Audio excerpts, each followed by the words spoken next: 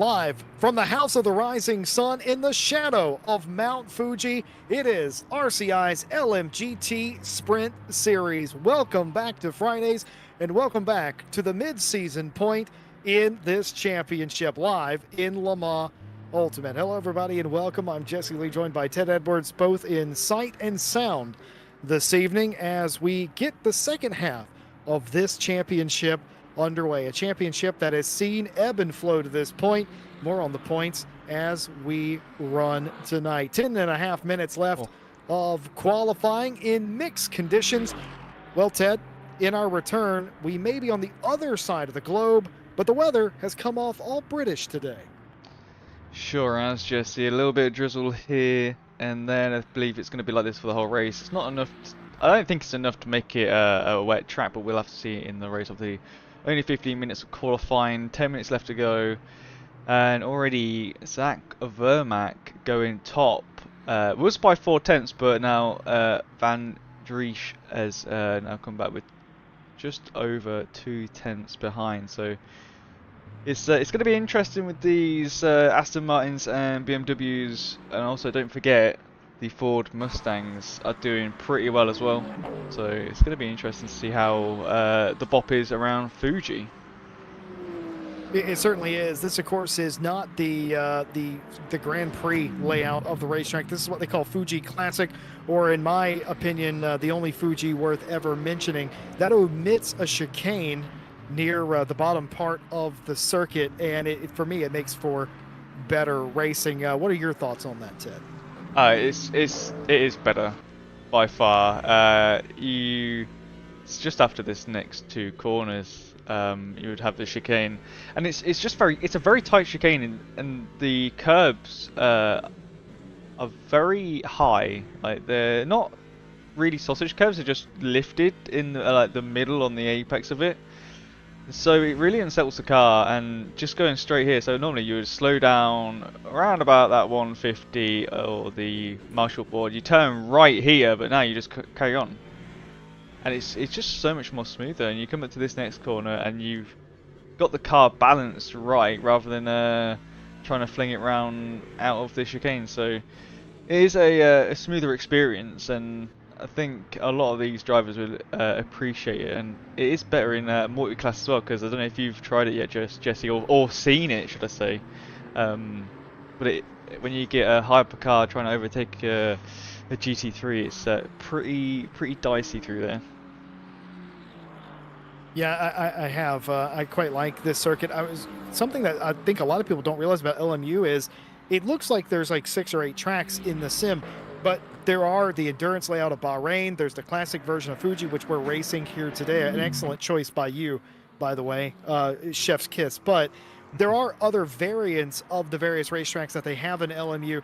This just happens to be one of them. The chicaned variant, or the Grand Prix layout, is also available. So what is different? What is actually different about this circuit? Well, instead of 16 turns, it's a 15-turn road course, 2.8 miles or 4.5 kilometers in new measurement versus 4.54 in the Grand Prix layout. It omits one turn, the chicane down at Dunlop Corner.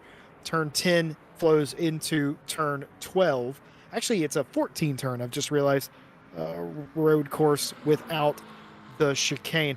Fuji is not called Fuji International, it's Fuji Speedway.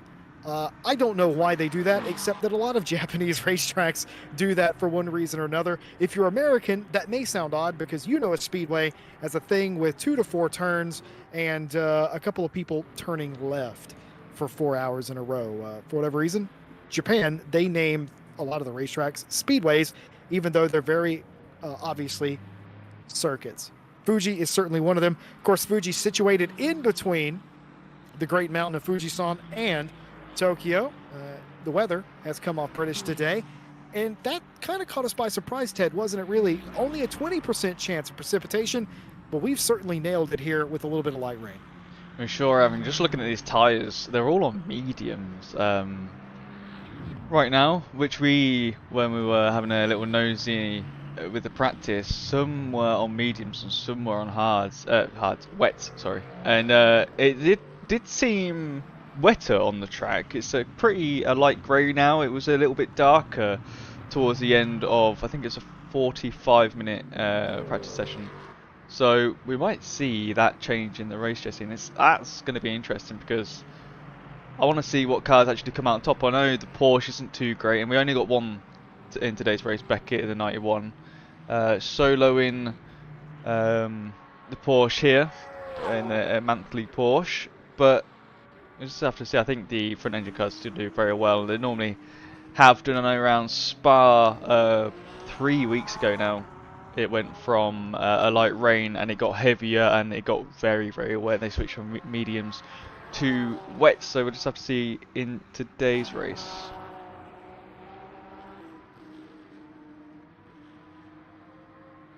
Qualifying continues on. The final 5 minutes. Vermac has the provisional pole in the mixed conditions. As Ted just told you, everyone's on the medium tire. We've seen that in the past here. It's just not quite wet enough to facilitate the wet weather tires. Vermac 36.175, 3/4 of a second quicker than Christoph Verstrepen. Van Driet in third place is a further tenth or so off. Ryan Gill, who was sort of mid-table in practice, is up into fourth place. Footy Brecha rounds out your top five. Behind them, Cassidy, Liggins, Mims Man, who was really quick in practice, a top three car, is struggling to get in the top five. Van der Voken down there in ninth. Raphael Huel rounds out your top 10. Merchant, Lawrence, Vargas, Scotty, Watts, Withel, Vanderlinde, Beckett, Savick, and Cotton. The 20 cars that we can see. We have 22 plus cars. We actually have 23 with the inclusion of Ibiza, who's joined us here. Martin Lawrence, though, Ted, doing pretty much what we see out of Martin, where they don't qualify necessarily well, but that car always tends to race very well.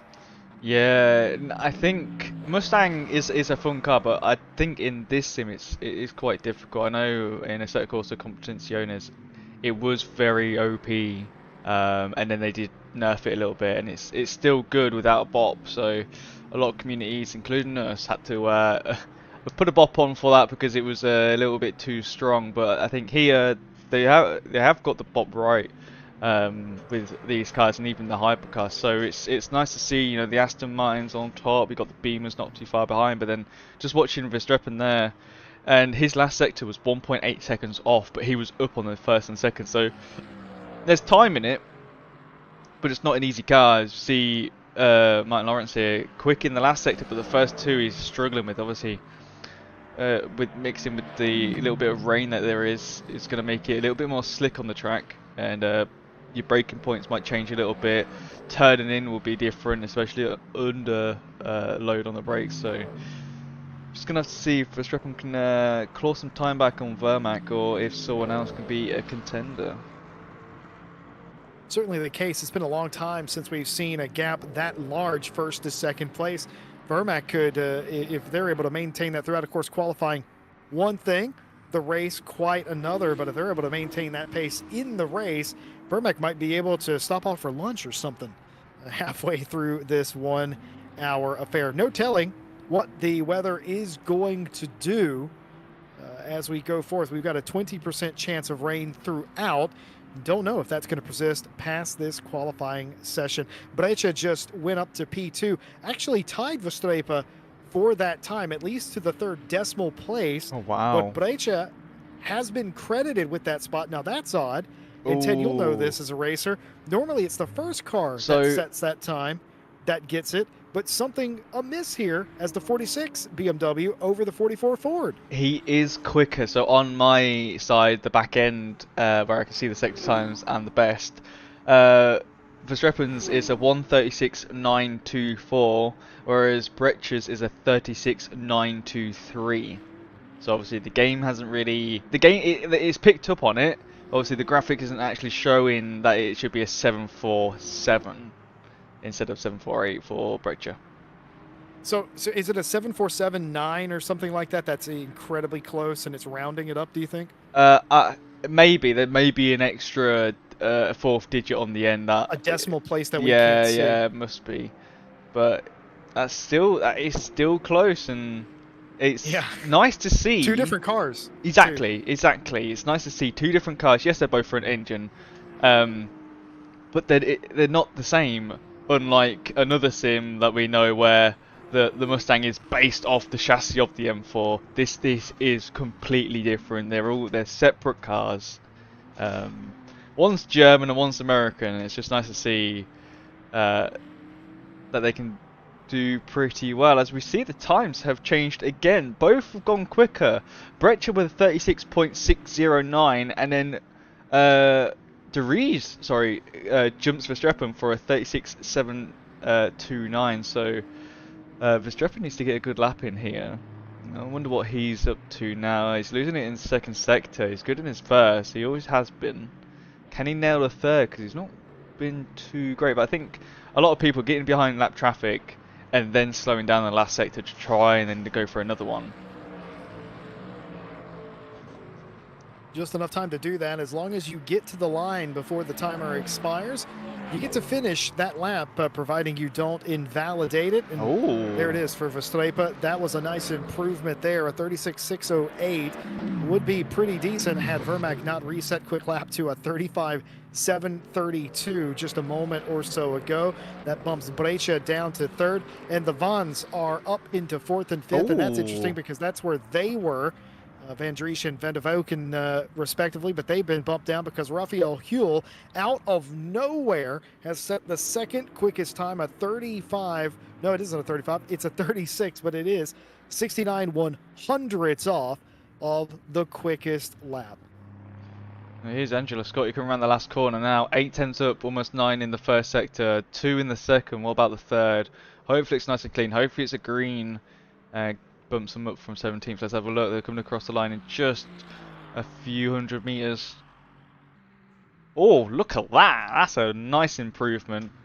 137.4. So that bumps them up to 12th place. That's a 5-place improvement. I rate that. Martin Lawrence, unfortunately, not making it to the second sector. The last... Oh, actually, I think we've still got 2 more cars. We've got Vermaak and Verstappen still out. And then Chris van der Linde here coming into the pit lane to practice pit stop. Oh, that's not how you do it. It is. It's very. Oh, hello. It's hard to explain it. Well, middle sector. Well, this could be pretty good for Verstappen. The quickest of all, middle sector, a personal best first, and across the line, it's another personal best. It's a 36.151. That's good enough to put them back into P2. Still 4 tenths off Vermaak's time, but still the best of the rest at the buzzer. I was going to say about that pit in, it doesn't look bad until you try to hit it at 190 kilometers an hour, which is what you do because the actual pit board is way in there. Yeah. And you can lose a ton of time, and it is sort of a mobile, lazy chicane working your way into the pit lane. And it looks awkward, and it is, especially if you get it wrong. Here is the results of qualifying. Vermaak, the time, 35.732, good enough for pole over Verstappen. They will share the front row. Brecha, Huel, Driesch, Van Velken, Cassidy, Savick, Leggins, and Gill, your top 10 tonight. Nice mix of manufacturers inside the top 10. Yeah, Leggins and Gill getting the same time as well, which is interesting. Ryan Gill being back there, though, is not something I would expect. Very unusual indeed. Something else unusual, Martin Lawrence being this far back in the field. We talk about him coming through the field every week. Normally he's doing it from the top 10. He's going to have to manage from 11th today. We'll share the row with Angela Scotty, Mims Mann, Varga the next row, Merchant, Campbell, Vanderlinde, Watts, Whittle, and Ibiza, the top 20 cars. Outside of that, Cotton, Beckett, and Rizov will make up your grid tonight. 23 starters here in round number 4 of the LMGT Sprint Series here on RCI. Thank you all for being with us. We appreciate that, and we'd like to take this opportunity to thank our partners that make this race and every race possible. Of course, there is Ready, Set, Sim, Coach Dave Delta, Greenman Gaming, Moser Racing, and a big special shout out to Motorsports UK. More on them as the evening rolls on. Here's the championship as it runs. Martin Lawrence has had an incredibly brilliant run thus far and holds on to the championship lead. 93 points, but we'll start from outside the top 10 today. Angela, something's got to be wrong with these standings. Surely. I can't imagine Angela Scotti in P2. Are we seeing a mixed standing? I'm not sure, but the way we're seeing it, Angela Scotty's in P2, tied with Ryan Gill for that honor. In fourth place, Van Driesch on 58. Miguel Martins also tied for fourth. Felipe Brecha also tied for that mark, as I've just noticed. Three-way tie for P4. Ryan Cassidy is in seventh place with 50 points, 48 points for Vermac. Vestrepa has 40. Rafael Huel has 35 and rounds out your top 10. Outside of that, Reese Wilkinson has 33 and 11th. Savick on 30, tied with Mims Man for that place. In 14th place, Liggins has 28. D'Orazio with 24. Kanani has 18, tied with Harper Jackson. Badowski has 14. Valet on 7. Jordan Daly and Liddon have no points, but I think they have retired from the championship. But these graphics do not show that. Here are the sort of AM championship points. Those were the pro ones. Now we're moving on to AM, a lot closer here. Tom Watts holds a precious 4 championship point lead over Van der Voken in the AM class. Daniel Merchant hanging on with 70 points, 10 points out of the championship lead in third. A little bit of a gap back to Takahashi in fourth place, 46 points, tied with Andy Cotton for fourth. Bakushio in sixth place has 37 points, 1 point behind them. Samushin DeClerico in eighth place on 35, 1 point behind Shamison. Ibiza Racer in ninth place on 32. Richard Withel has 30 and rounds out your top 10 in AM. Chris Vaughn has 30 points, tied with Ball. All of those cars in a knot for maybe a top 10 spot there. Rizov has 26 points. Kerrigan on 23, tied with Varga. Campbell has 16. Forrest on 12. And everyone else has yet to score championship points.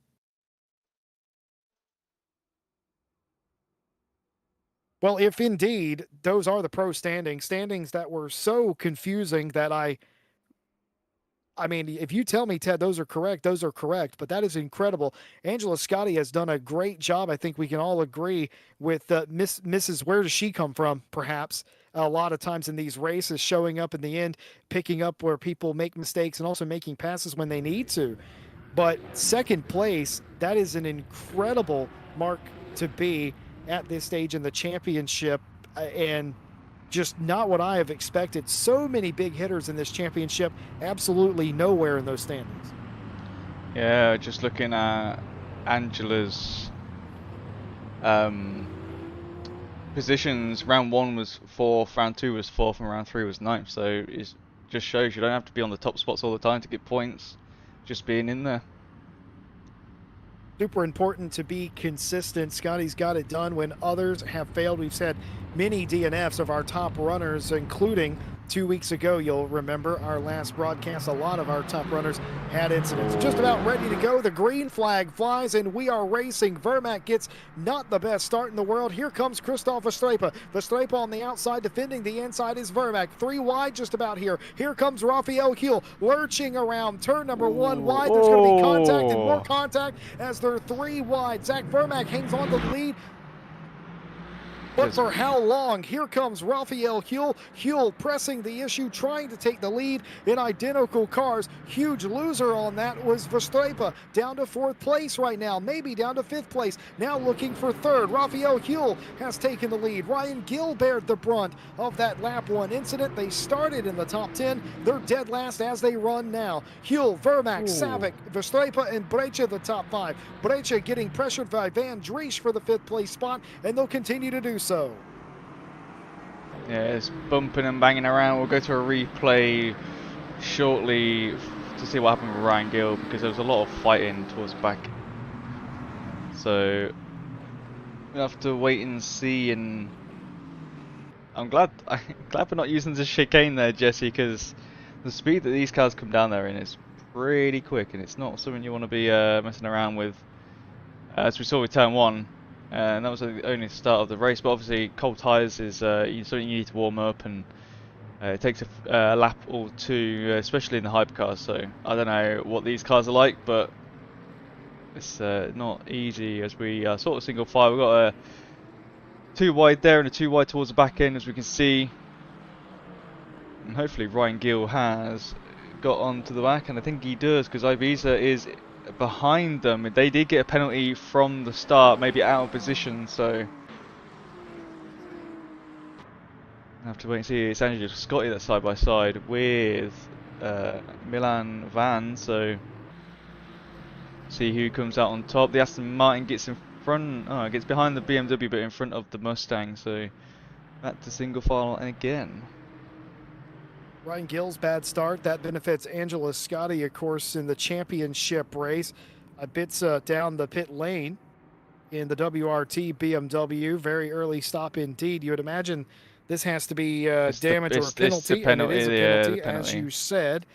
They'll serve that and drop down to the very back of the grid. That will promote Ryan Gill back up inside the top 20 as well. Vermack took the lead back from Huel. Savic, Veslepa still your top 4, but HA has held off Van Driesch for the time being.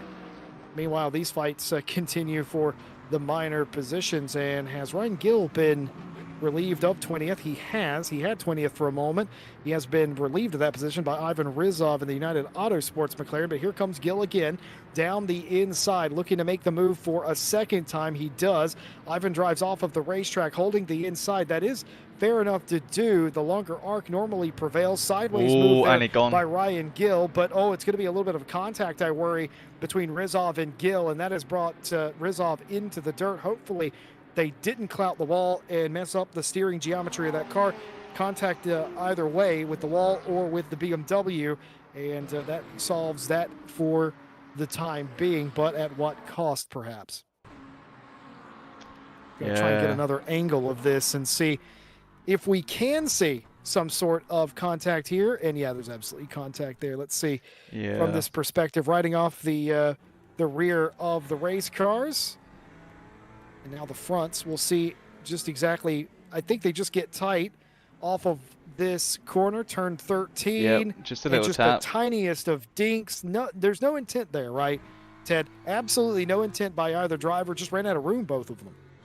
Yeah, it happens, and it's just one of those things where it can happen to anyone, and it doesn't matter who it happens to. But it's what happens when you go side by side. Now I want to see what happens with Ryan Gill. I'm gonna have to click randomly and find where.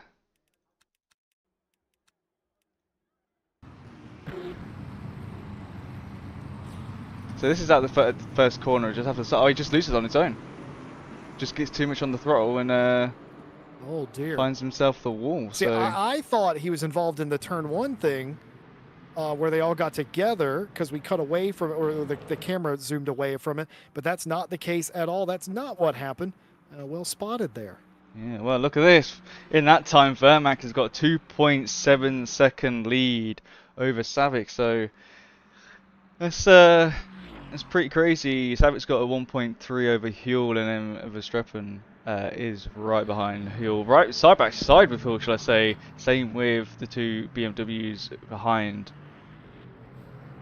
As I hear them little banging and scraping coming through the first corner. It's all kicking off still.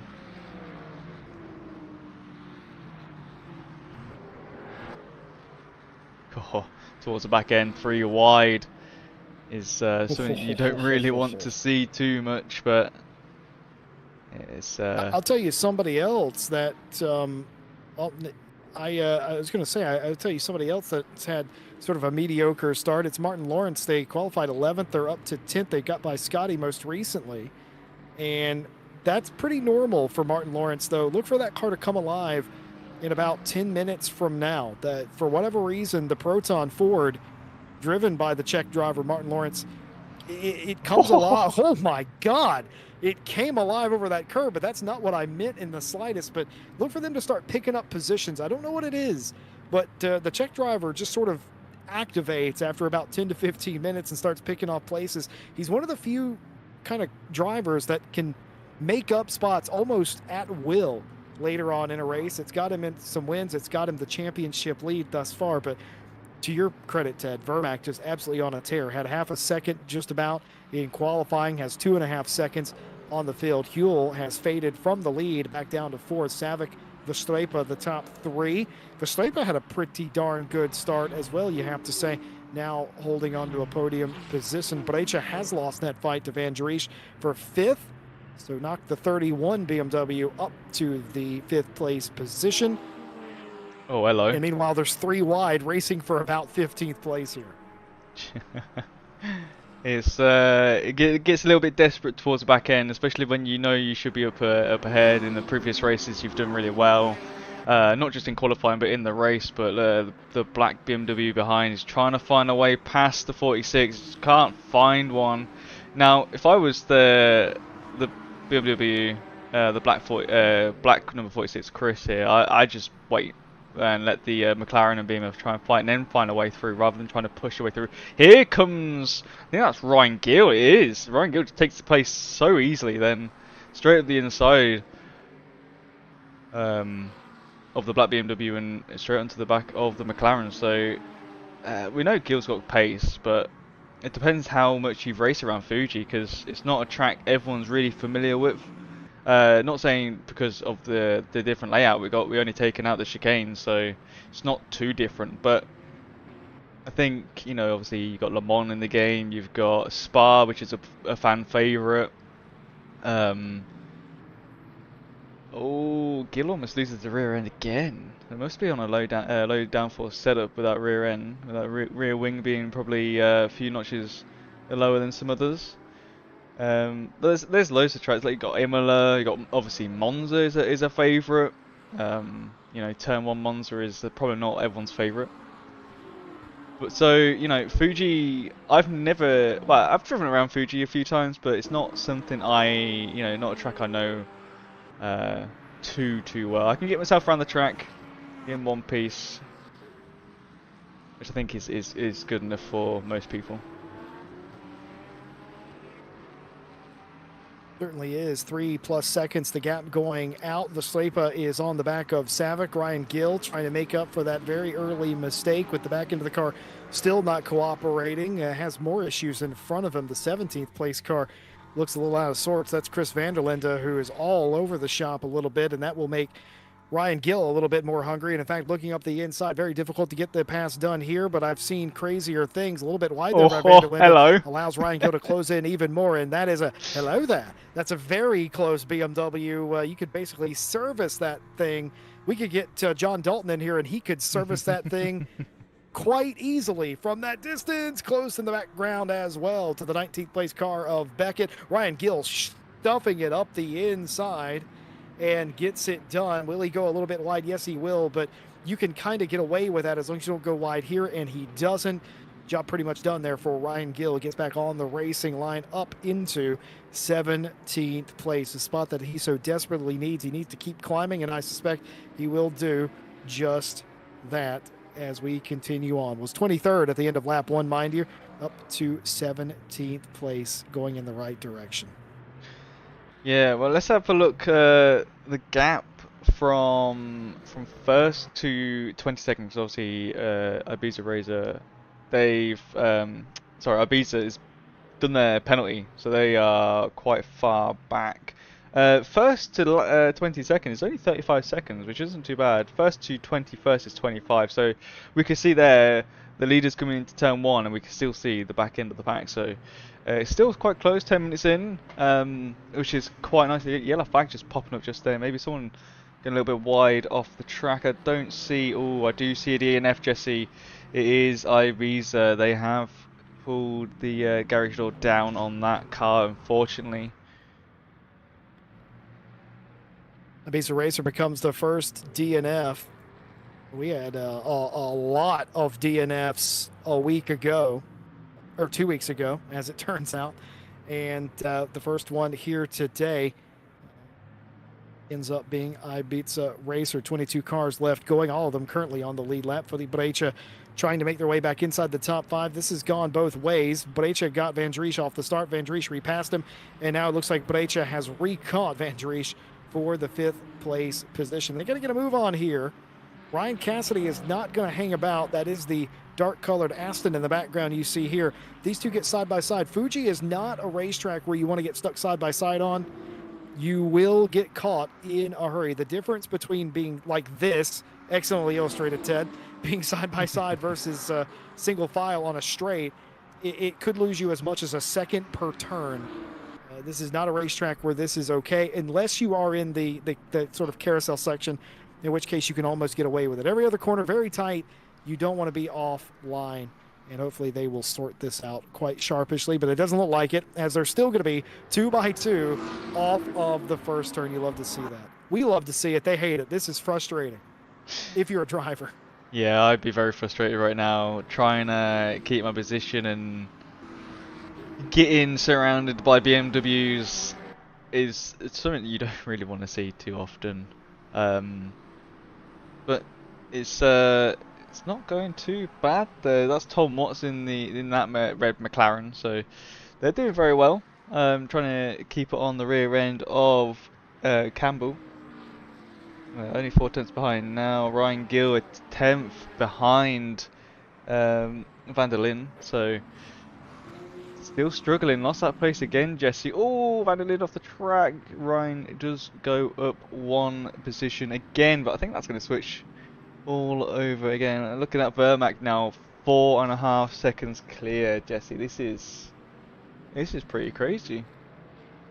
It's very dominant, but we have seen Vermac and other drivers do exactly this, where it's all gone wrong. There's a yellow flag somewhere. Some cars off, at least briefly. They have rejoined the racetrack, and we have Rizov as our second DNF of the day. I would hazard that that's what happened. The 59 has gotten into a spot of trouble and has returned to the pit lane. We'll try and figure out exactly what's going on there. Oh my God. Oh my goodness. Now, I think I understand what's happened here. There is a curb that he's going to hit, and it can topple the car. He wrecked before he got there. Up and over goes Ivan Rizov in a spectacular, frightening, he broke on the grass. Exit. Yeah. Oh my gosh. He high-centered over the curb, up and over. Rizov out of this race. My goodness, some days I'm happy it's a sim. I'll give you 8 out of 10 for how. Really? Really? Got to, Jesse. No, that's unfortunate. Oh, I've never seen. I have seen cars roll in this sim. I was gonna say I've done that. I did that when the sim first came out, and I thought it was funny. Close racing here. But yeah, it's like I told you those curves were high in that chicane section, and I think that's just proved how high they are. But yeah, Rizov just broke on the grass with the rear tire, and it's so easy. Even though this car's got ABS, it's so easy to spin out. The grass is horrible. But that's good, because that's how it's meant to be. You shouldn't be braking on the grass. You should be braking on the tarmac. And will Verstappen make the move? He gets in, but does the 27 come back in? Oh, he does. Look at this. Side-by-side action, Jesse. And back through goes the Aston Martin. Pretty much half a lap side by side, and it resets to nod. Verstappen still not in front of Savic for P2. Savic runs a little wide there, and that's going to allow Verstappen to go around the outside. Can't quite get there, but if Savic runs wide here, up the inside, which will become the outside, will go Verstappen. That's not what happens. Instead, sold him a dummy, did Christoph Verstappen. Goes back down the inside, and now will be on the outside again, but potentially can outbrake them around the outside. This is very sketchy and dangerous to do this. We just saw a car flip and tumble over in this section. If they try to go through here too wide, it could be very dangerous indeed, but they get single file. A little bit wider again there is Savic, having trouble with the grip of the car. Up the inside, Verstappen. Verstappen might be able to just about get clear. He is. Here comes Raphael Huell. Huell smelling blood in the water, trying to go around the outside. A move that you can make in turn 13, but he's going to a completely... You know where he's going? He's going to Kyoto. He is halfway to Kyoto is where he was going on that one. He was going on a walkabout, but any kind of scary moment there from Huell aside. Verstappen takes P2, Savic up to down to third, and Raphael Huell holds station in fourth place. They don't get a move on here. that car right there, that 46 Footy Breccia is going to get involved and is getting involved now.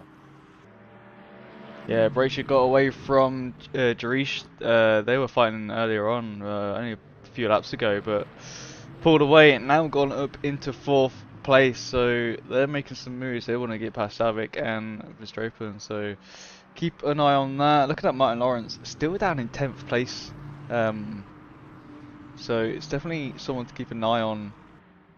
Like you say, in the later part of the race, I think Martin's one of those drivers where if they haven't put a lot of time into the track, and I don't think they have, they just learn it while they drive in the race, and then oh, next minute they're just really quick. Because we know he's a quick guy, you know, he's one of our drivers for our esports team. So we know he's quick in any sim he's driven in. So I'll expect for him again to make up some positions, maybe through the pit stop, because we still got that to come yet. This pit stop, yellow flag out for Beckett. No, not the Porsche. Oh, Jesse, it's always the poor Porsches down into 21st, which is the last place position at this moment in time. Yeah, Yeah, anti-Porsche going yeah. around. It's just it seems like it's a struggle in LMU to get the head around that car in particular, and we've had 2 of them in the series. Only one tonight. Beckett behind the wheel looked pretty all right early on, but has had an issue here just shy of the 20-minute mark. Vila Racing, I think that's Louis Vila's Moss, in fact, who's joined us to say, sorry for not being at the race day. It's high season. High season. What does that mean in different languages? High season means busy season? I guess so. Busy time of the year, perhaps, for work, maybe. Either way, no need to apologize to us. We look forward to see you on the track soon anyway. Tom Watts here working over 16th place. Ryan Gill, or maybe it's the other way around, though for the moment it looked like it was definitely Watts on Gill. Now Ryan Gill will drive away a little bit in the 16th place position he's up to now. His next target is Campbell inside the top 15. These are points that Gill needs to get because Angelo Scotti, remember, and Gill are in that championship fight for P2 currently. And Scotti is holding steady in 11th place. And every position Gill makes up, that's less points that he gets. Ibiza season, vacation season, like tourist season or whatever. I get you. It all makes sense now. It is Mr. Villamas. I'm getting good. You could almost call me a streamer. Where's our brand deal? I want a brand deal. DJ Clancy, where you at? Hit me up. Oh dear. So we've got a few fights going on. Oh, yeah, we're on the same page. I was just gonna say, Ryan Gill is on him, isn't he? He sure is. I think that last lap coming down here, the back straight, the main straight, I think Tom Watts was pushing Gill for a part of it. I think he was sort of secretly working together. They're not in a Discord call with each other. I know that for certain. So I think he was just helping out. But yeah, we got this battle here for 15th place. As Gill has a look into turn 1, he goes for it. What a send. I like that. That's very nice. Can he hold it now? Switchbacks coming through from the 46 on the 31. Yeah, Ryan does make it stick for now. But yeah, we've got this fight for 15th place, 4-way fight. And obviously we've got the fight for 2nd place with Verstappen, Savic, Breccia, and Huel. So that's a 4-way fight for 2nd place. So it's quite interesting. Obviously there's still some fights in the mid-pack as well. As you can see, I have put the interval time, which is the gap between each car, rather than the gap to the leader. So you can see in live how far away people are. I see Martin Lawrence is only just under 3/10 behind Van der Vecken. So that could be a 9th place. Hey, another yellow flag, Jesse. Who's gone round? Oh, someone has gone round. No, not again, Jesse. David Beckett again in the Manti Porsche, and they're leaned up. They are against the wall. You would imagine suspension damage of some sort to the car over the curb. Nope, wasn't there. That was fine. Did they lose it? just going Oh through they wow. do. It breaks traction is what the Manti Porsche does. Oh, that's Tries done. to The wheel save, and came yeah, the off. tire Yep. tire is gone. Wheel came off, and that is That's day a done for DNF. Dave Yep. Beckett.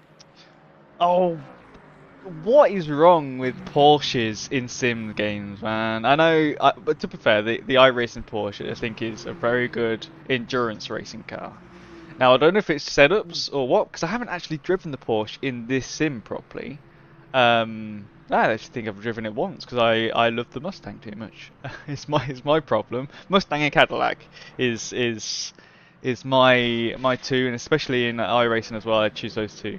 Um, I've driven it in a set called Competiciones. I've driven, I think, both of them, the 992 and the 991 Evo, and I struggled with both. So I don't. I think it's just a Porsche thing. It's very sad to say, but because in real life endurance or in just real life racing in general, they are pretty good cars.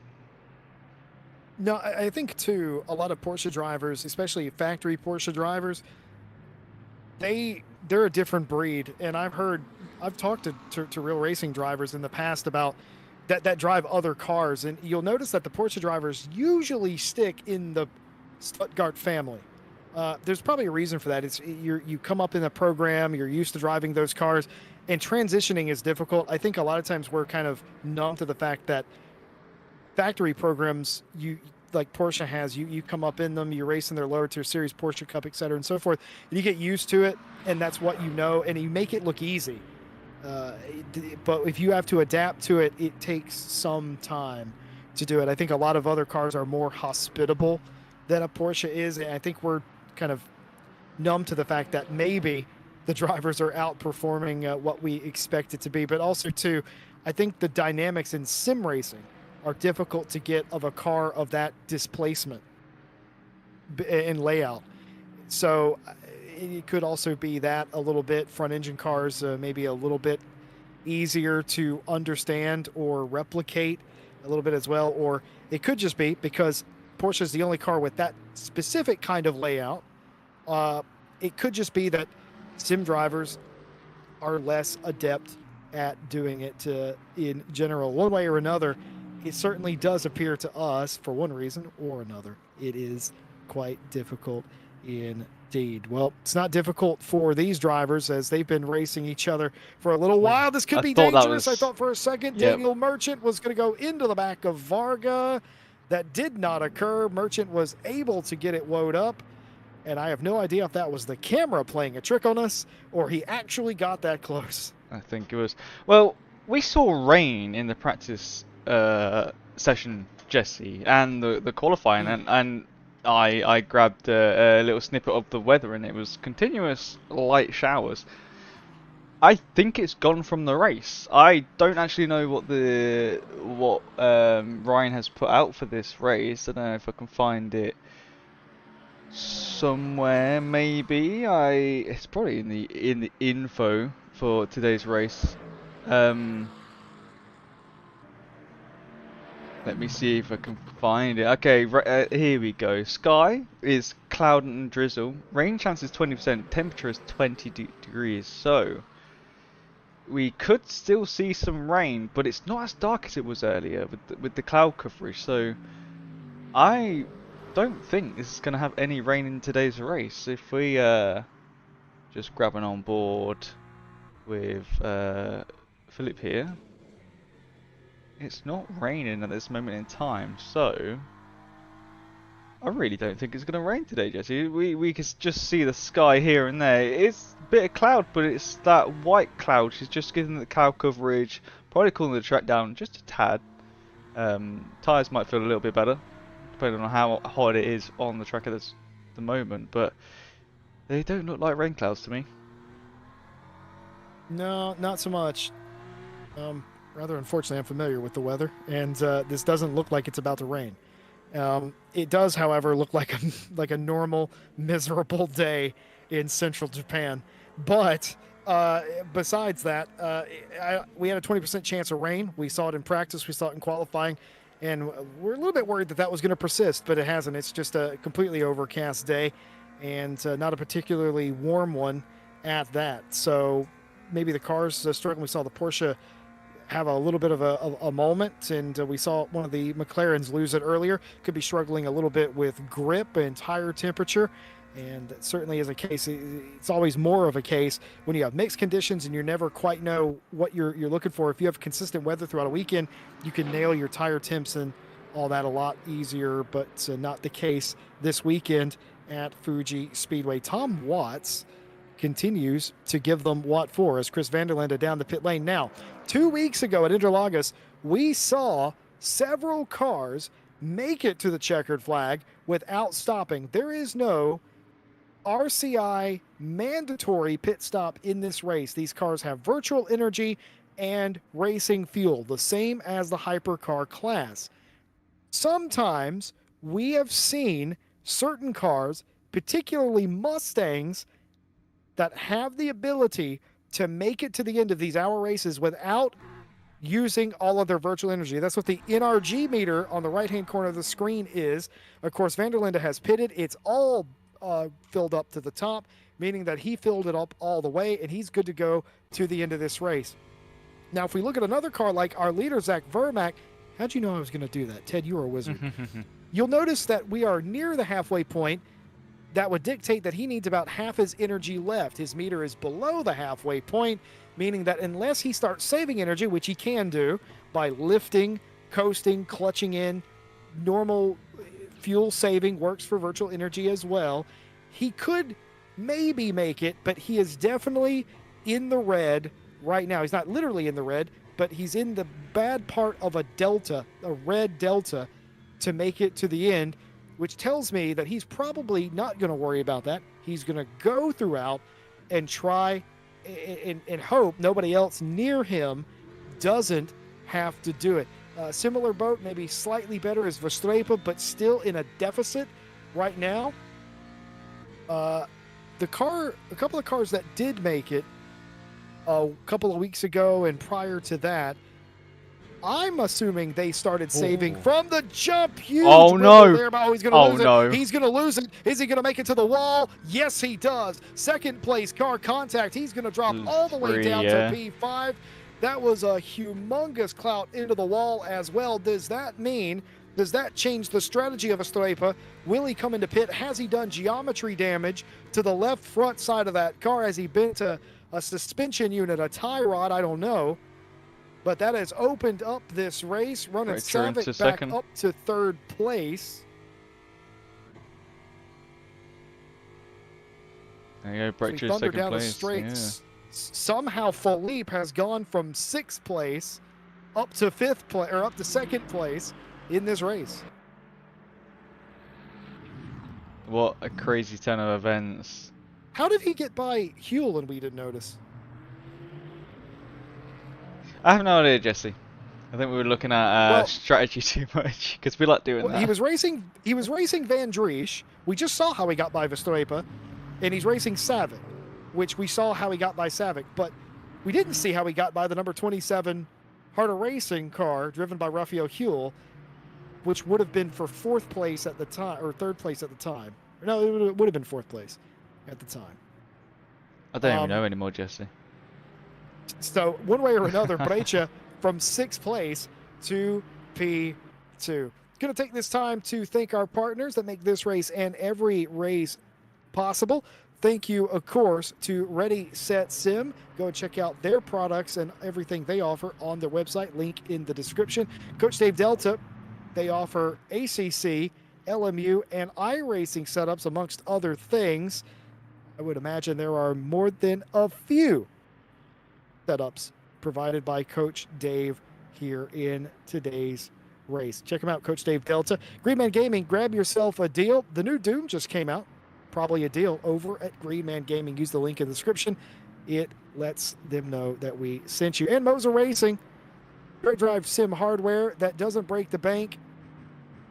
Moser Racing. Check out their quality sim racing hardware on their website. Ryan Gill.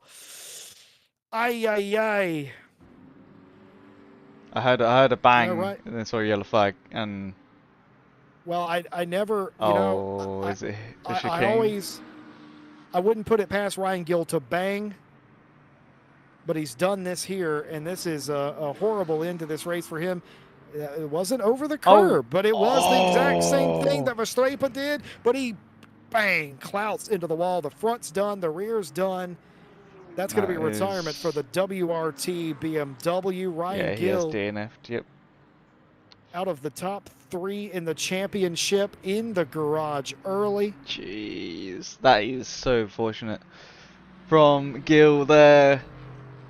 It's been one of those races, Jesse. I've seen a lot of drivers just hitting that grass here. Like they all like, look, there you go. It's like the rear end just slips and then they try and save it. The front end's like, hang on, I want to join the grass as well, and then they like sort of just get on it, and obviously you're still on the throttle to keep you going to the next corner, and that's it. You just spin yourself out. Yeah, we haven't really seen that in LMU too much, to be honest, have we? We've seen cars get into the grass, go off the racetrack, and it's never really been a problem. It's usually tight or corners that close down in radius that spin the cars out. Andy Cotton and the Proton Ford in for a routine pit stop. But grass has never really played a factor until here. We've been to other tracks that have grass, like Spa, for instance, but it still hasn't really been much of an issue. Today, though, it has been the case. The grass has been a huge culprit. If it's because she's still turning. Very well could be. The D like station, that. Aston. Like that. The D station, I'm going to try to say this the third time. I speak English. The D station Aston. Why is that hard to say? The D station Aston is at home for the first time. This is, I believe, where that car originates. Oh, really? I'm pretty sure it's a Japanese entry, isn't it? Because they race in Super GT as well, and I think that's where they come from. I could be completely. D Station. I know they race in Super. Nexus Holdings Codes Limited is a Japanese racing team. Competes in the Super GT FIA World Endurance Championship. GT World Challenge Asia. I love it when I'm right. There you go. I get it right twice a week, and this is my second one. So I'm pretty happy about that. I got 2 in by Friday. I'm loving it. But yeah, I know it races in Super GT, but it was actually wrecked by the Hatsune Miku car in round 1 of Super GT this year, rather unfortunately. But quite a brilliant car. Understated, but I like it. It's got a little of the British Racing green, a little flashier green on there, but a Japanese car nonetheless. Typically does very well and is trying to hang on to 7th place here in the hands of Ryan Cassidy. Martin Lawrence trying to make up, was at one point trying to make up that spot. Something's gone on because that's not Martin Lawrence right behind them, and that's because that's a lapped car. That is a lapped car. Who is that? That would be... I have eyesight. I can see. That would be Van der Linde, I believe. Yes, it is. Who has made us stop, I'm pretty sure. Oh, it's going to be contact here between the lap car. That could have gotten a little bit more Cassidy's dicey. flashing them lights saying, excuse me. Is that excuse me or I'm sorry? That's probably excuse me, you're right. Yeah. Because he's a lap car. Yeah, but the BMW has fresher tyres because they were in the pit box for a long time, so I'm guessing taking tyres. They are 54 seconds away from Whittle, which Whittle hasn't pitted yet. So it's Van der Linde and Cotton, 19th and 18th and 19th who have pitted. So.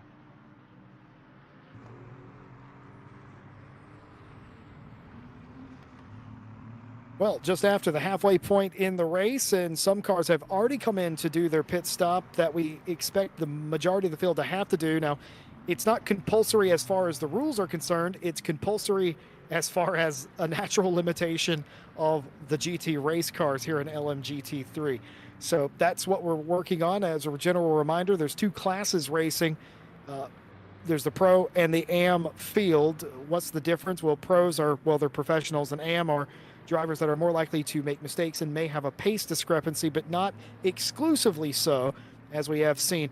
We practiced in the mildly moist. We qualified in the mildly moist, and we're racing in a complete overcast day. And if you are looking to visit the great island nation of Japan, this is very unusual weather. It never does this in Japan. It's never overcast. It's beautiful all the time, etc. and so forth. Do you think they're buying it? Yeah, I think they're buying it, Jesse. Very convincing. Hmm. Just looking at some of the chat messages. Do apologize. We haven't talked about the chat messages earlier on. Being told that Ibiza had a power cut, and that is what took them out of this race. Thank you very much for that update. Fast for you. We appreciate that. Some Vanderlinde fans in the chat. We love to see that, cheering on Vanderlinde.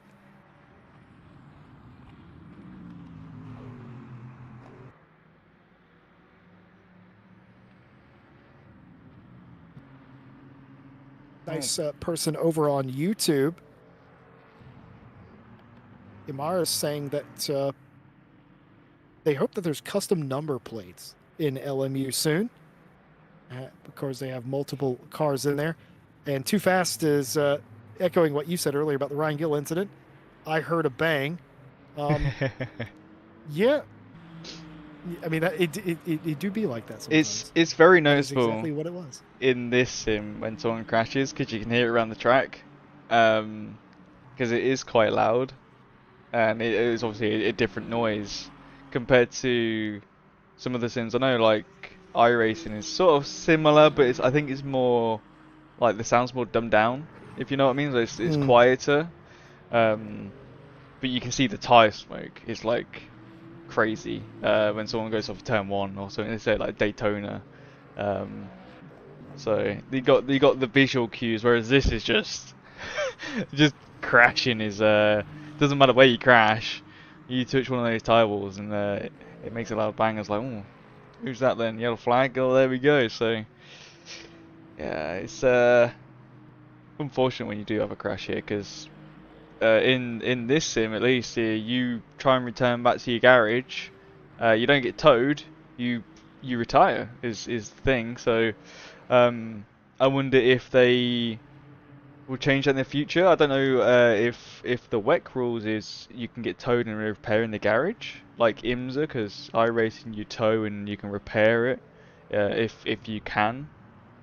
The same with ACC, you can tow back to the pit lane. You have to wait your 2 minutes or whatever it is, and then you can um, then you can do your repairs. So I wonder what it's going to be like if they're going to change that with this sim, or if that's just the WEC rules. I'm actually not too sure on that one.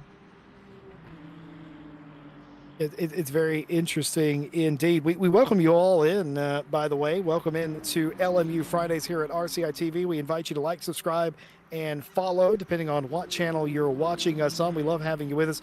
I'm Jesse Lee, joined by Ted Edwards tonight. Ted Edwards doing double duty. He's on the commentary and the cameras, but you wouldn't know that because he is, after all, a professional. But we got Too Fast is actually advocating for Vanderlinde for FIA president. Oh. Oh, car off the track Oh, here that would massively. Is that the be. lapped car? That was. Yep, Pretty sure. it's Vanderlyn. Now, was that Yeah. on purpose, or did they go off track and then decide, okay, it's not worth merging here? Well, here's what I got to say about Vanderlinde for FI president. He can't do worse than the current regime. Oof. Back to you in the studio, Ted. Well, what's it got? 20 minutes left. We should see people start doing pit stops in the next 5 to 10 minutes. So this is going to be interesting. No rain, as I can see, and I'm pretty sure if I looked at the forecast now, they wouldn't say any rain. So it's a dry one this week, Jesse. Hopefully we get to see quite a wet one in the future. We have got 2 races left. We've got Bahrain, the outer circuit. And that's going to be interesting, Jesse. We had the endurance layout for Night Owl the other week, and some drivers didn't really like it too much because it's quite a twisty circuit. But this is just the outer, so it's basically a circle, big circle, and then we got round 6 will be our final, and that will be Imola. So that's it's going to be interesting to see if one of them's going to be wet or if Ryan Gill's going to keep them dry. Cassidy in the pit lane. To do their pit stop, coming down from I think 7th place, I believe that was. See how long they sit here for. I don't think you need to take tyres. I can hear that. There you go. That was just a fuel. We have a quick nosy. Oh, they didn't take too much. So who came in first? Oh, he's gonna spin it.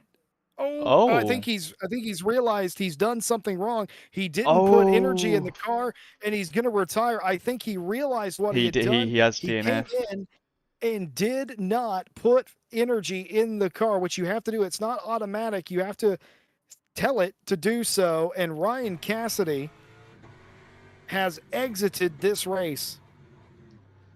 Fifth DNF of the race, Jesse. That is unfortunate. We've had all sorts of DNFs today. We've had power outage. We've had 2 crashes, and we've Two had bangs. yep, and then we had that just there, not feeling the energy, which is so easy to not do. It is a bit of a pain, but that's just how the rules are in the WEC series. Incredibly bad luck there. Of course, like you said, we had the power cut. We had the one Australian bang, the one normal bang.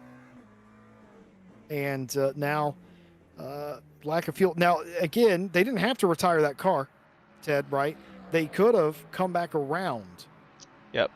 and put fuel back in the car, but they elected to retire the car, realizing that they would essentially be last if they did that. So that's a voluntary retirement.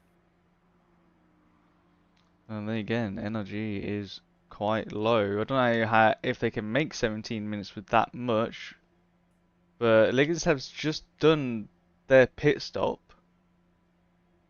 So unless something It's else happened close. with Cassidy, because Cassidy had the same energy.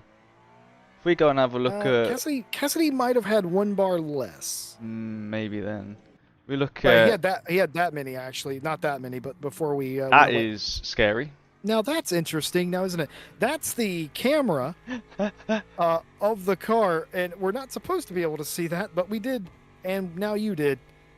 But there you have it. Zach Vermack still yet to make a stop. Will certainly have to. Cannot go 16 minutes on that much virtual energy. While they continue to circulate around, just going to let you know of some of the things going down in RCI. Of course, tomorrow, the big one, the biggie, 6 hours of the Nürburgring. 25 plus cars at this stage have signed up. You can do it solo. You can do it with a team.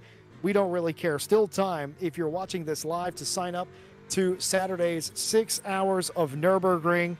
I believe the track opens up at about 11 a.m. in British summertime. There's still time to sign you or your team up. Can do it solo if you like. GT3 cars. Pick whatever you like and join us. We'll broadcast all 6 hours of that live here on RCI TV. 6 hours of the green hell. Still time to sign up, as I said before. Of course, we also have the Super Trofeo Season 2 continuing. Final stretch of that championship. Super Trofeo Lamborghinis only. Next round, round number 4, Laguna Seca. You can sign up mid-season for that. That season ends at Bathurst in about 2 weeks' time. Of course, we'll be back with you next week for, as Ted Edwards alluded to, the Bahrain Outer Circuit, a different take on Bahrain, and one that almost nobody will be familiar with. Certainly the case. And in about 2 weeks' time from now, we have the RSS Endurance Series, the next round, round number 4, live from Watkins Glen. 6 hours of the Glen, that over on iRacing.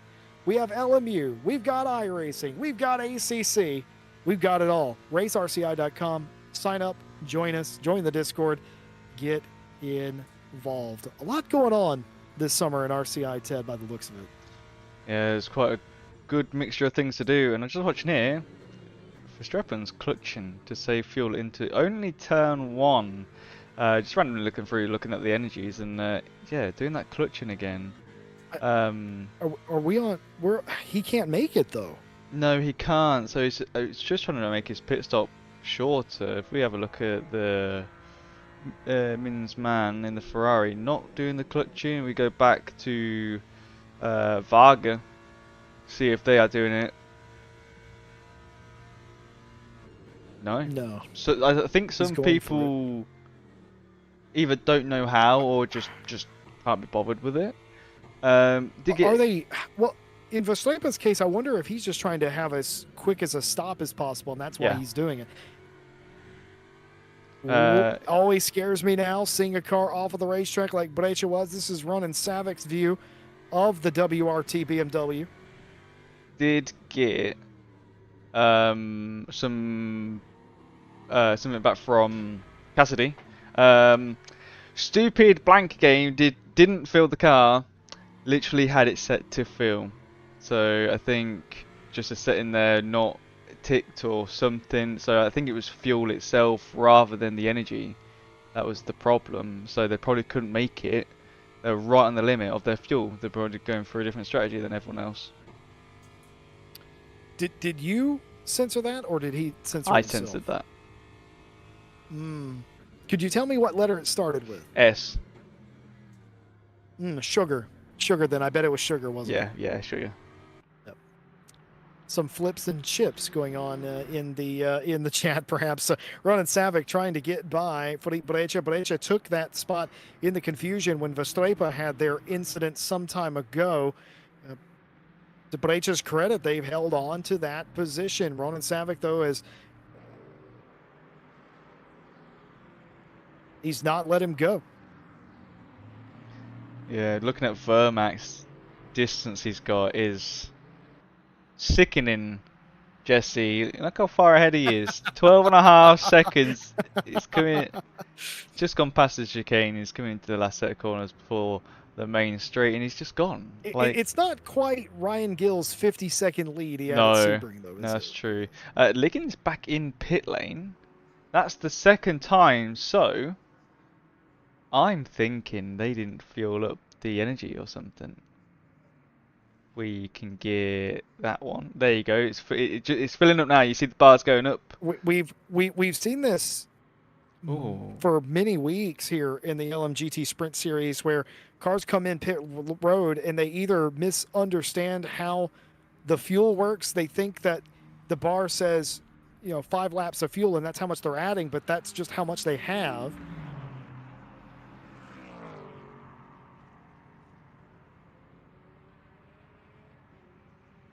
yeah. Now, you would think by now they would know the difference, but perhaps not so much. Your leader, Zach Vermack, down the pit lane, refills their virtual energy and fuel, and I would say they've gone on a tad on the, what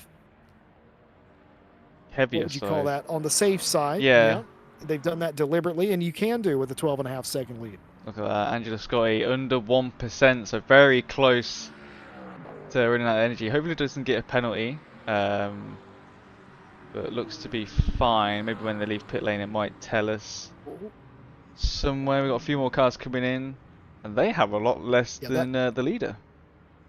Yeah, that's about what I expected Oh, hello. the leader to come in and do. And must be something interesting happening on that hill. Luckily, it's blurred for safety, as is the local law in the country. All of these drivers coming out Peter pit lane have the same. Yeah, where Scotty put their virtual energy is where I would have expected the leader to Yeah. do. But if I'm Vermac, I don't leave anything to chance, right? They've lost these races in a similar fashion, so they're going to err on the side of caution. Everybody else, maybe not so much. Chris Vanderlinde didn't make it to the wall, though, but has been off. Same place, too. I'm sure if you rewind it, it'll show us that he hit the dirt and the car took off. Let's have a quick look. Callum Kerrigan, by the way, has come into the Twitch chat to, man, almost like clockwork. Callum Kerrigan's come into the Twitch chat and has said, "Rip to my wheel." They've had a wheel problem. Oh no. Dan Van Zutphen joined us earlier pre-race today and was also having wheel problems. It's just a bad day for electronics, I suppose. Verstappen and Savic just came in. They're going back out again. Got Martin Lawrence in, Minman's in now as well. They're Was going to go out the wait, same way they came in, Verstappen nose to did tail. jump Savic, right? No. No? Oh, yes, Verstappen. No, you're right. Verstappen did. Savic was in front of Verstappen, and now it's the other way around because Savic was chasing down Brecha, who's in Yeah. P2, which will process So that fuel saving elimination. actually paid off. So that's exactly what it was. He Yeah. was just trying to get by Ronan Savic, and he's done it. He's used fuel saving not to make it to the end, but to have a smaller stop, providing Verstappen does make it to the end. He's jumped him, and was it enough? Could he potentially jump Brecha as well for P2? Well, if we have a quick little look at the, oh, he's a bar under than everyone That else. should be enough to get you 8 minutes. They've got the same amount, so we'll have to wait and see. Just That should be about 4.5, 5 laps of fuel. yeah, they should be fine. Brecht and You'll Huell notice I are say should, not guaranteeing. Merchant also in, further down the line there. But Brecha and Huell is in, so is Van Driesch. They'll follow them in. Everyone getting really close. We've seen for multiple weeks cars going right up to the limit. Today, not quite so much. They could go a few more laps, but pretty much everybody being pulled down the pit lane slightly earlier than we're used to. We're used to seeing it on the last lap or the penultimate lap a lot of the time. Not so here today.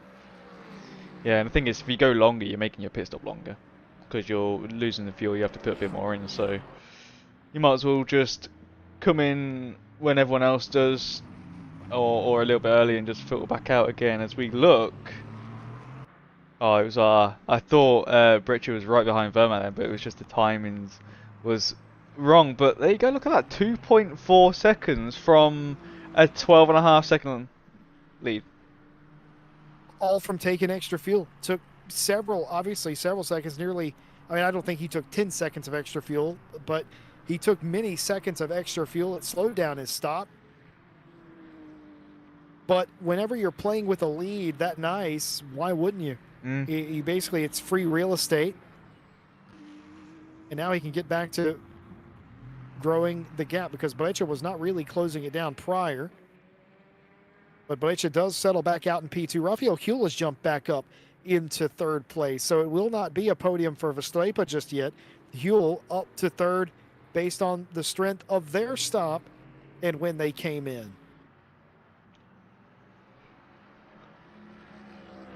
Martin Lawrence just has not been able to make the progress we've come to associate with the Czech driver today. He's in 8th place. He's made up several. He started 11th. Ooh, in the background off the track is Scotty. Yeah. But Martin Lawrence has not had that extra fire we would expect, and this is going to have huge championship implications, as will this. Yeah, it's getting a little bit feisty. Huell trying to get past Brecha. You got Savic trying to get past Verstappen. And Campbell has now come into the pit lane, so that might be the last car to come in.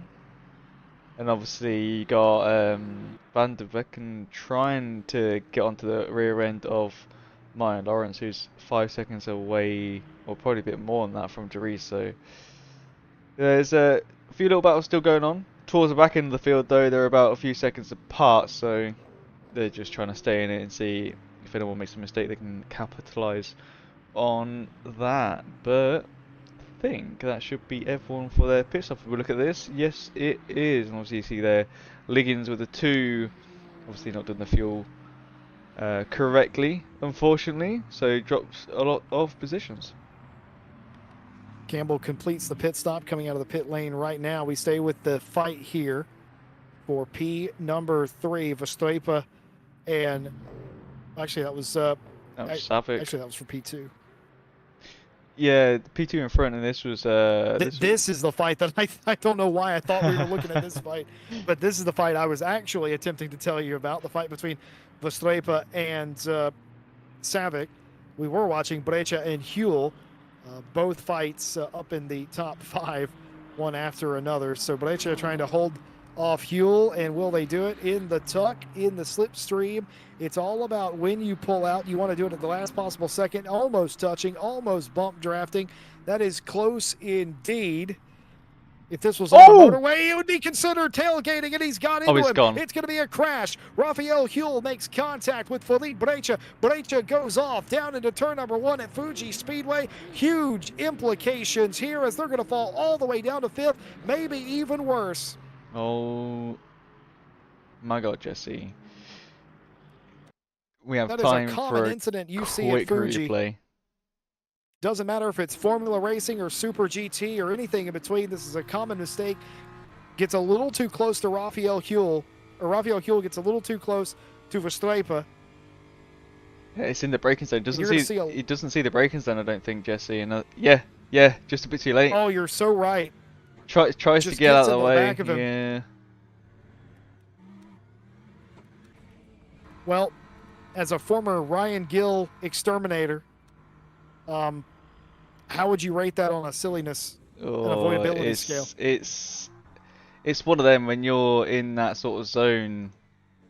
You for me, I think about not taking the person out in front, but then you forget about the brake balls, and I've done that before when I was overtaking a slower class car,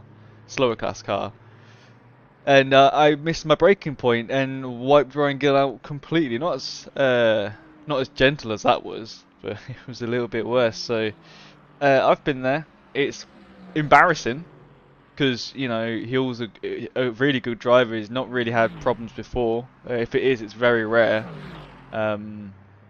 So it's just one of those things where you're not really looking. Obviously, from the onboard that we had, it was on the dash, so it was a bit close. But still, you're concentrating on that rear end of that BMW, not hitting it. You want to stay in that slipstream to gain the time, and it was just a bit too close. So. Huel didn't mean to do that, I think is what we need to point out. No, Huel didn't mean to do that. He had no intention.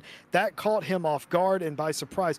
What I was thinking as they were following closely, and you could almost hear me want to say it, was I don't know if I would trust to be that close. And especially as we got closer to turn 1, why did he never pull out? I would have been on the right-hand side just to say I might go here. And then to see... But it's just one of those things where... It's sort of a miscommunication. Yes, you can't talk to each other, but your language with your car and where you position it is your communication to the driver in front or behind. So, Brecha was saying, I'm staying here. Like, this is where I want to be for turn 1. And then Hill should have took that. But, yeah. It's a game of millimeters, but they needed an inch. I wouldn't know anything about that personally, but... Oh dear. Well, here comes Vermac for the last time around this circuit. 40 seconds left on the clock. There's Huel in the background. That's not Huel in the background, that's a backmarker car. I think that's Van der Linde. It sure is. Then in 17th place. Who's running for FIA president. That's true. And he's got the RCI vote, looking at our chat. He's got the RCI vote. He does. Two votes. He's got no one else is up for contention, so easy. He's running unopposed and running away with it. Vermac continues to lead over Huel. That gap was 2.5 seconds after the pit stop. It's just about doubled in that time frame. No worries for Vermac, who's looking to go on to win this race and potentially get their name thrown into the hat for a potential championship, question mark. A lot of our championship hopefuls, Ryan Gill, Martin Lawrence, have had issues. Angela Scotti has made their way into 9th place, but that's as far as they've gotten. This is exactly what the likes of Huel, Vermac, Verstappen, Savic, and Brecha all sort of needed. You could throw Van Driesche into there as well. Martin Lawrence, is worth mentioning, we talked about them being in 8th for a long time. They have gained another spot up into 7th place now. So they have gained one additional spot, but still not quite what we have expected from them. Celebrating a little bit early there, Zach. Let's calm it down just a little bit before he gets to the line. But it is going to be victory at Fuji Speedway for Zach Vermac, who potentially claws their way back into the championship. And boy, does winning feel so good. It's an Aston 1-2 with Rafael Huel P2. Christoph Verstappen comes home in 3rd. A well-ran race by Verstappen. Savic in fourth, Brecha fifth, your top five. Van Driesch will come Oh, across in a oh, well-deserved. No, he won't. He will not come across in P6. He's run out of fuel. Look. oh! Look, he's pushing. Oh, now this is this is some international There assistance, and you goes know what? Scotty. It may be illegal, but we love it. Brecha is going to finish fifth. Lawrence is now in sixth. Scotty in seventh, but that's not the story. The story is the BMWs working together, shades of cars, and he's going to get bumped across the line. You love to see that. So After all of that, Mims Mann in eighth, Van Driesch in ninth, and Velken in 10th place. They still get a top 10. Van der Vecken gets my driver of the day just for that there, because they lost a lot of positions by helping someone who ran out of fuel. You That's know, true. it was their own fault for running out of fuel, but that was sportsmanlike right there. That took me back to There you Cars go. 1 there, Jesse. Yep. Well, you know, it's just an empty cup. That's what I was told by some grumpy old race car. Exactly. But I do love that, Mr. Van der Velken. If you can understand what I'm saying, I do apologize. I speak English, but well done, you. Highlight of the race, perhaps. Vermac, Huel, Verstappen, the top three today. All three of those drivers, Ted, needed a good race to get back into the championship hunt, get back into the hunt for positions. They were able to accomplish that today when all of their championship rivals faltered. It's going to be an interesting final two races.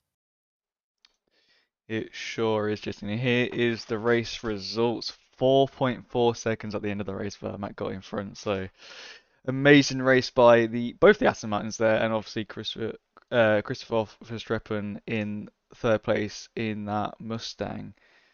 It's gets a little bit more distant the further back we go, but still all races did amazing in this race. It's not an easy track.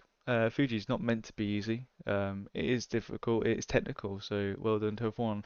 And then you got Savick, Breccia, Laurent in sixth, Scotty in seventh. Two drivers that are second and third down in sixth and seventh today. But like I said, Scotty got a 4-4 from ninth and still is in second place. And then you got mine, who is in third. So it's not all about where you finish. It's all about how many points you gain. And we've got Minsman in eighth, Van Dries in ninth, and Van der Vecken in 10th. Going on to page 2, we've got Campbell, Watts, Varga, Liggins, and Whittle. Merchant, the last car on the leader's lap. And then we've got Van der Linde and Cotton. One lap done, everyone else DNF'd, unfortunately. We saw Cassidy didn't put the fuel in. Gill had the big crash where the chicane is. Beckett was another one who had a crash. Rizov was the one who rolled their car. And then we had Ibiza was the one who had a power cut, unfortunately. Well, final sentiment from the chat. Van der Velken makes the race world a better place. I think that pretty much sums it up.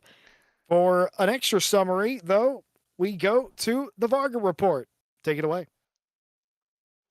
Jesse, very nice to listen to your voice in a few seconds. Unfortunately for today, it will be very brief because there is absolutely nothing to report. I qualified kind of well. I actually did quite a good lap with which I was pleased. I started the race. I got a gap. Nobody ever got close to attack. I lost positions in the pit lane. I have no idea how they managed that, but and I guess it's for me to find out. And I finished the race. Great success. Well, there you have it. Anyone you want to shout out while you're here? If Ryan is watching, Ryan, can you answer my message I sent you? It's kind of urgent for the race tomorrow. I managed to. Please respond. I sent you a message. Please respond. Please respond. I managed to somehow fuck up our sign up. Oh no. Listen, he can say it. He's a driver. We can't say it. He can say it. It's fun.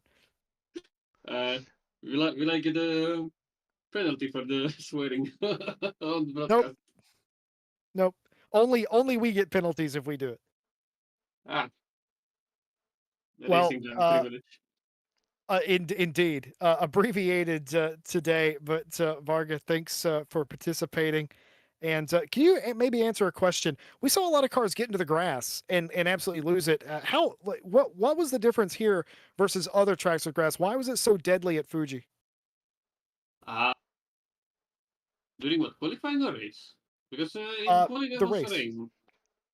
Well, there was a slight drizzle in the qualifying, and I don't know what was the weather progression and the time progression after qualifying. So I guess it was still wet from the Oh, rain. I don't know. that's Like a we fair. good point. Me myself, I managed to get on the grass a couple of times in the the final sector in the right hander where we luckily did not have the chicane this time. So I got on the grass a couple of times, but never really felt like it was different. It kind of felt a bit moist at the start of the race, I believe, but then it just got dry. I guess skill issue. Well, there you go. Peter Varga with the Varga Report for this week. Thank you very much for coming and talking to us. Better luck next time. Thank you. Absolutely. Well, Ted, we saw a brilliant race today, and we saw some chilling spills. Luckily, we are in a simulator, and that didn't have to happen in real life, but certainly a moment that will certainly be replayed on RCI social medias. A big shout out to our social media team that have been absolutely on it in the past month or so. We look forward to working closer with them as time goes on. And again, just a reminder, you can go to racerci.com and check out our entire calendar of races that we got going on. We've got LMU, we've got iRacing, we've got ACC. And speaking of that, 6 hours of Nürburgring coming up tomorrow, all 6 hours broadcasted live here on the RCI family of networks. Ted, it's going to be a pretty fun day at the ring. Yeah, it's gonna be a good race for you guys to watch. It always is, you know.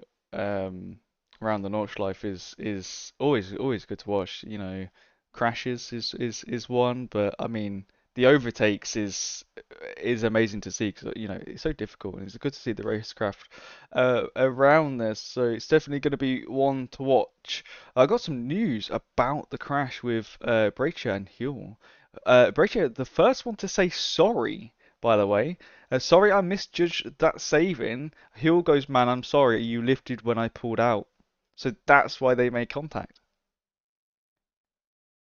Just again, millimeters when they needed an inch, Yeah, and that's all it yeah. took. But It's good that they can talk about it and be like, 6 of one, half a dozen of the other. Mistakes were made. Shake hands and go back at it at Bahrain next week. yeah, they both looked at each other, getting out of the car. They both put their hands in the air saying, I'm sorry. And they're like, no, I'm sorry. It's like, It's the we're opposite of the yeah, Spider-Man meme yeah, where they're it all pointing is. at each It other. There's like, is. And no, it's my fault. No, it's my fault. and that's nice to see from Sure. any driver, you know, especially like that when you are second place, you know, your third They're fighting for racing for second or your not second. insignificant Well, positions. well, that's the thing, and then you know one stays ahead because they're the one that I wouldn't say caused the incident, but came out on top, if you like, which was the Aston Martin of Fuel, and then Breccia's the one who's lost a lot of positions because they went straight off into the gravel. Luckily, it's a big runoff there, and there's no wall, so did get back on, did finish the race, did get points in the end, but it, you know, it's nice to see people getting along and be like, yep, anyway, get on to the next race. Well, finally, Ted, very big thank you to you for not only providing the normal cameras and images that we all watch here on race day. Ted does that for every LMU race, by the way. Today was not an oddity. He's always the man behind the cameras. Today, he was the voice that you heard as well, pulling double duty, always difficult. But thank you so much for that. And it's our first time broadcasting together like this since Night Out, and it kind Yeah. of had that vibe out there, both on the racetrack and in the booth. It sure did, you know, the incidents, you know, people having technical problems and stuff. It just felt like Night Owl all over again, Jesse. It's good to be back. But hopefully we have Katrina back next week because it's nice to have a female voice around here. You don't get many female voices around in the commentating communities. So hopefully she is back next week. But I think next week's going to be an Certainly interesting so. one. Yeah, we hope Katrina feels better and joins us for the penultimate round. We're in Bahrain, but not at the Bahrain that you know. We're at the Bahrain Outer Circuit. Tune in next week to figure out what that is and how that changes the race. Spoiler, it changes everything at Bahrain. It's going to be an incredible race indeed. Between now and then, the 6 hours of Nürburgring, still enough time to sign up your ACC team, or you can do it solo for 6 hours. We really don't care. Already 25 plus cars registered. I think it goes up to 50 or so, however many it is. You can sign up on the website, racerci.com. Still time to do that. Super Trofeo continues on Monday, as we said previously, going to Laguna Seca. We'll be back with you on Friday for racing at Bahrain. And if you're into iRacing, the RSS Endurance Series kicks back off in 2 weeks' time at Watkins Glen. The 6 hours of the Glen on Saturday on RCI TV. That will also be live broadcast. And for all those races and more, racerci.com. On behalf of everyone here at RCI, I've been Jesse Lee, joined by Ted Edwards. We thank you so much for watching. We hope you have a fantastic weekend. And until next time, have a good night. You ready? 3, 2, 1, go. Get behind the wheel, let's go. Grip the road, feel the flow. Thunder roaring, steel alive. Live this dream and drive. Tires burning with gasoline. Push the limits, chasing green. One shot, don't slow. Go on, we'll take control. Engines scream alive tonight. Blazing past the red line. Outrun the night, won't lose this fight. Follow the road, red line for show. We're chasing taillights, don't let go. Under the stars, we'll go so far. This is who we are. Chasing taillights. Chasing taillights. Chasing taillights. We're chasing taillights. The miles they fade, but they don't die. Faster now, the hours fly by. Sweat and gears, hearts in sync. On the edge, on the brink. Clock ticks down, stakes are high. One mistake, we kiss us goodbye. Don't slow down, we're not done. Finish line for the strong ones. Engines scream.